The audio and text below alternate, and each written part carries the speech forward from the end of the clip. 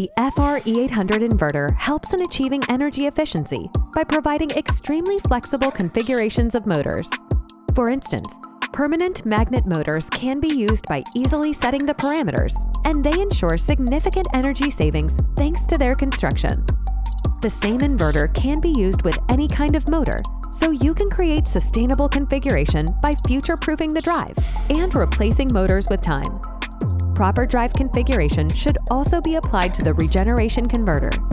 In this case, energy coming from a motor that is breaking can be used by other inverters in the system, and therefore is not lost. Another way to save lots of energy in drive systems is applying large torque during the motor startup. It is estimated that even 60% of energy consumed in the manufacturing industry goes to powering motors. Summary: PM motors can be used, and they can be combined with older motors. A regeneration converter can save energy generated by breaking motors.